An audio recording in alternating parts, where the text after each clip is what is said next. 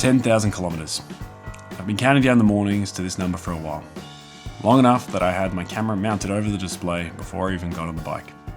I wasn't going to miss it ticking over. I've ridden this bike in all weather. Loaded with panniers, with my 2-year-old on the back, on a 30-kilometre daily commute. This isn't the first impression, this is just what happened. The Marin Sausalito E1 is Marin's base level commuter e-bike. This one, 2024 model. Aluminium frame, steel fork, 650B wheels, Shimano steps motor. It's not a mountain bike or a fast road bike, it's a get you to work bike, and that's what I needed. When I bought it, I'd never ridden an e-bike in my life. I didn't really know what I was getting into, and I had no strong opinions about motor specifics. But I did know that I wanted a reputable brand that would motivate me to get on the bike at 6 AM in winter and not burn the house down. The bike I'm riding now looks a bit different to the one I bought. On the comfort side, I've swapped the mini riser bars for some swept bars and added some ergon grips for comfort. Both things I should have done earlier. I've added mudguards, a baby seat compatible rear rack, a front rack and basket, and eventually replaced the original kickstand after it gave up on me. Worth mentioning, while it is my bike, my partner rides it too, on days that I'm not using it, often with our son on the back. It's replaced our second car, really. The motor is a Shimano Steps E5000, 250 watts of power, 40 newton meters of torque. Not the biggest numbers you'll find on a spec sheet, but I wasn't looking for a motorbike. I wanted something that would take the edge off the hills and get me to work without arriving completely wrecked.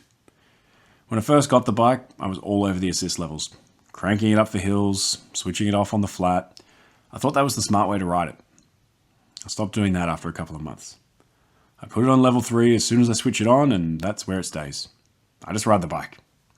The motor does its thing, and I've stopped thinking about it, which is probably the best thing I can say about it. The Dior 10-speed drivetrain has been solid, running an 1146 cassette with a 44-tooth chainring.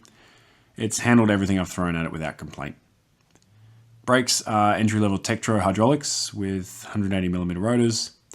I put new pads in around the 6,000 kilometre mark, and that's been it. No drama. I'll be treating the bike to a new chainring, cassette, chain and brake pads for the milestone. Only fair. The battery is a 418 watt-hour Shimano unit. Marin advertise around 75 kilometres on a full charge at level 3. After 10,000 kilometres, the display reads about 65 kilometres on a full charge. So it's lost roughly 10 kilometres of the indicated range over its life. Whether that's typical degradation or not, I honestly couldn't tell you. But here's the thing, the displayed range and what you actually get are two different conversations. For instance, yesterday I did a 35 kilometre ride with around 200 metres of elevation gain. When I got home, the display read 6 kilometres remaining. So in practice, I'm getting closer to 40 kilometres of real-world range, not the 65 indicated. To be fair to the bike, I'm about 95 kilos, I'm carrying about 15 kilos of gear daily, and I'm often adding a 15 kilo toddler on top of that. That's a lot to ask of this battery. It's not a surprise my real-world figures don't match the brochure. My regular commute's about 30 kilometres return, so day to day this hasn't been a problem. But as time goes on, I do see myself watching the range a bit more closely and dialing back the assist when I can. I often work at an alternate site that's 25 kilometres each way, mostly uphill on the way there. On those days, the charger goes in the bag. The 3 assist levels for reference. Eco gives about 40% assist for easy days, tailwinds, or when range matters more than speed. Normal gives 1-to-1. What you put in, the motor matches up to the 250 watts. High doubles your input. My go-to setting.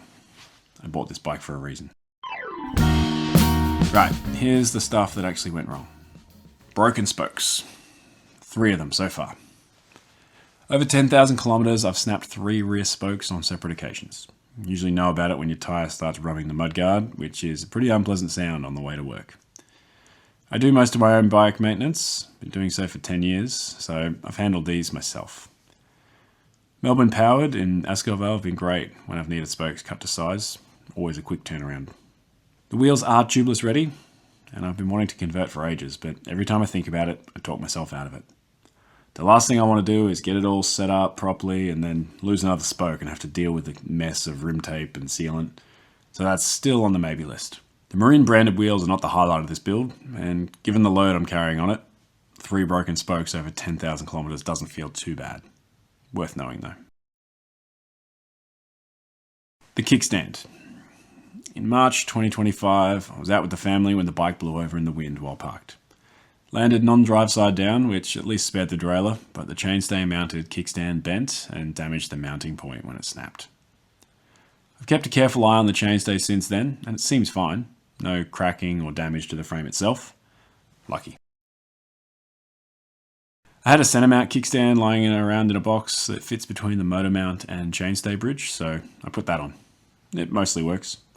The caveat is that if the pannier bag is a bit heavier on that day, or my son's on the back, the bike tilts back onto the rear wheel with the front end lifting up. It's stable enough that way, but it's not something I'd want to walk away from with a 2-year-old on the seat. It also makes a bit of a racket when you hit any decent bumps, so something a bit more refined is on my watch list. The seat post clamp. Remember how I mentioned my partner rides this bike too?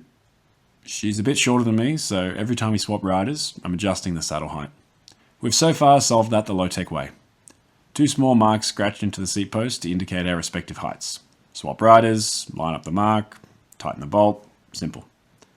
Except that seat post collar, well, the bolt threads have eventually stripped.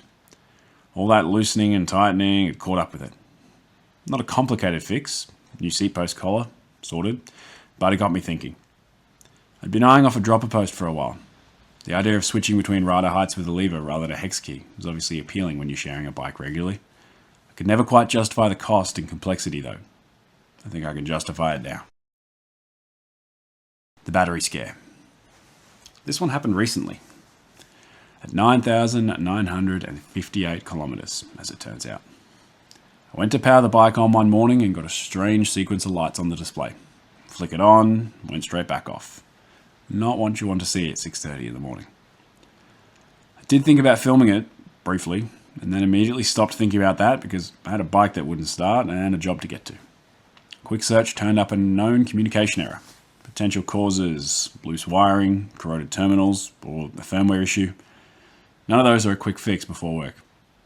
The car was right there in the garage, so that morning I took the car. Should I have jumped on my gravel bike instead? Absolutely. Was I also recovering from nasty cold? Also yes. I spent the day at work hoping it was just moisture on the battery contacts. My garage roof isn't insulated and gets some condensation on cold mornings. I figured a road droplet had landed in the wrong spot. That afternoon when I got home, tried it again and it powered on like nothing had happened. I started draping a rag over the terminals at night just in case. Probably should have done that from day one. So, after 10,000 kilometres, would I buy the Marin Sausalito E1 again? Probably. But it's worth knowing the bike was significantly updated in 2025, so what I'm riding now is quite different to what you'd buy new today. The current version runs a Bosch Active Plus motor with a larger battery, integrated lighting, colour matched mudguards, and 9-speed Shimano Q's drivetrain with a 38-tooth chainring rather than the 44 that my bike has. Different bike really. What I can tell you though is that my version, the older one, has done the job. It gets me to work. The motor's never given me grief. The drivetrain and brakes have held up. The things that did go wrong were frustrating in the moment, but easily manageable. It's not a perfect bike, but 10,000 kilometres, rain or shine, with a kid and a full load on the back, I've got no real complaints. If you've got questions about it, the motor, the upgrades, anything, drop them in the comments.